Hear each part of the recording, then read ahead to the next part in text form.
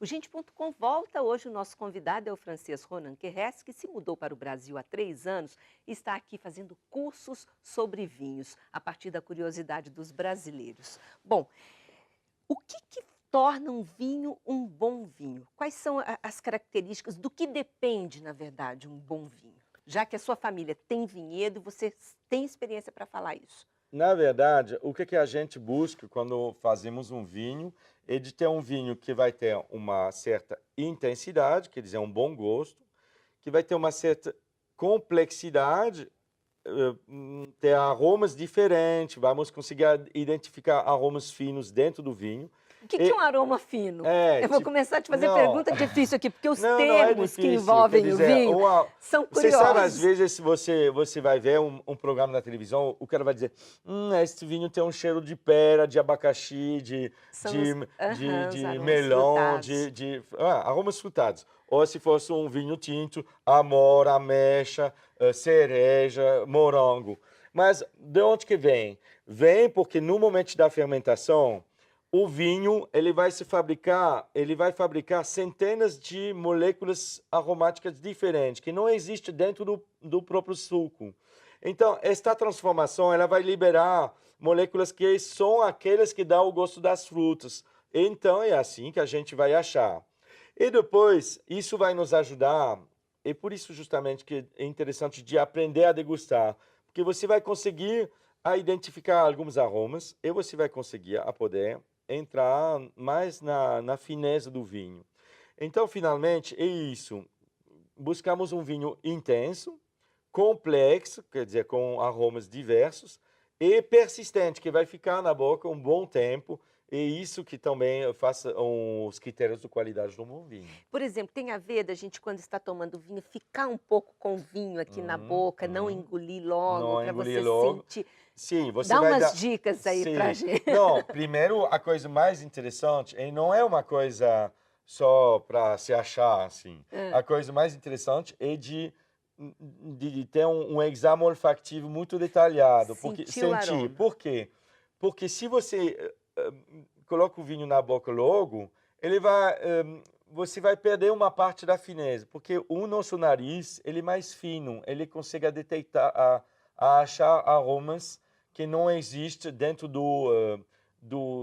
quer dizer, ele consegue achar aromas mais finos, mais delicados que aquele papilhas gustativas da boca, Sim, entendeu? sim.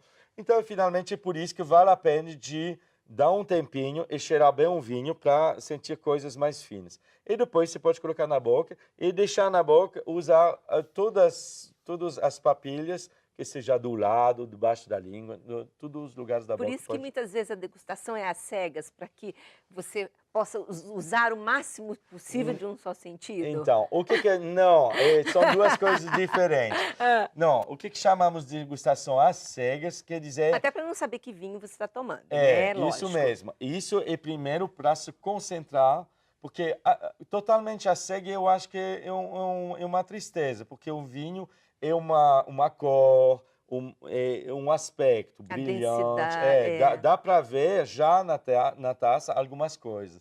Mas justamente o interesse de não falar logo da etiqueta, de falar primeiro do produto, de se concentrar. Por isso que o meu curso acontece às cegas, quer dizer, quando nós chamamos às cegas, quer dizer, sem ver o rótulo.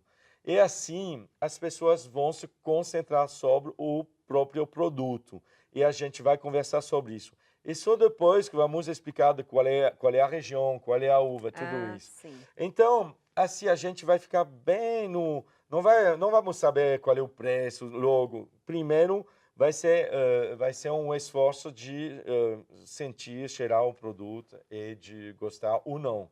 Sem os Sem outros. preconceitos, né, no sentido de ter Vamos tentar de conceitos ser isso, prévios. de fazer assim. Muito bom. Agora, qual é a sua opinião sobre os vinhos suaves? Me parece que há um preconceito com o vinho suave, é como se fosse um pecado tomar um vinho que é um pouquinho doce. Na verdade, isso vem de uma história no passado, porque antigamente, na França, por exemplo, na Europa, aí, primeiro tinha uma necessidade de produzir muito vinho. A quantidade produzida estava imensa. O consumo de vinho na França, você não pode imaginar, estava 160 litros por pessoa em idade de bebê e por ano.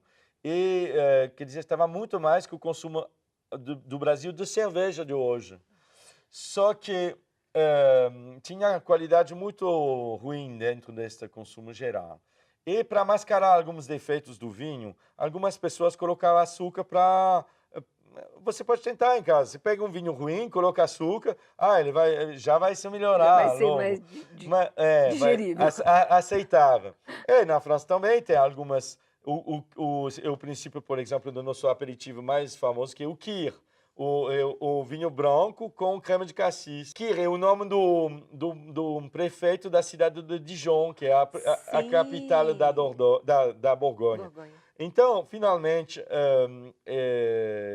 sempre tinha esta ideia que mais doce, um vinho ruim pode ser mais aceitável. É por isso que o preconceito vem neste sentido. E na França não fizemos muito vinho tinto doce, fazemos só vinhos brancos doces, que são os melhores do mundo. Opa, você citou os vinhos Sotena. brancos. Nós ainda consumimos pouco vinho branco, não? O consumo do vinho branco no Brasil é na faixa de 15% do consumo do vinho em geral.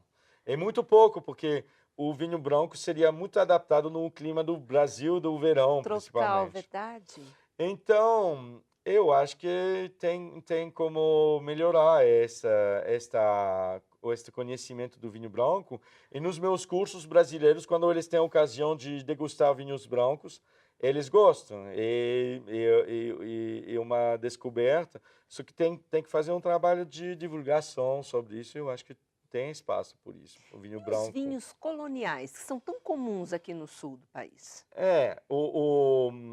Está interessante justamente essa produção de vinho colonial, porque finalmente na França foi assim, 50 anos atrás, tinha uma produção de vinho caseiro assim. Exato. E finalmente conseguimos com toda uma rede de ajuda para esses produtores locais a melhorar muito o nível de produção deles, com pesquisa pública e também com o que chamamos enólogo conselho, que cada mês vai passar para ajudar o Aí proprietário aperfeiçoando, né? a melhorar o vinho dele. Então, isso pode ser um caminho também interessante para melhorar o vinho caseiro do Brasil. Mas então, vou te perguntar a sua opinião pessoal. Você gosta de vinho colonial? Não, que eu acho que não, mas não é o meu gosto, não é o meu gosto próprio. Eu acho que bom, por enquanto eu não me acostumei, não. Tá bom. Bom, eu vou fazer outro intervalo. Daqui a pouquinho nós voltamos dando dicas também de alguns vinhos que têm preços acessíveis para que as pessoas que ainda não estão acostumadas até possam conhecer outros rótulos, né? Porque às vezes fica aquele medo de arriscar. É bom arriscar, né? Já voltamos.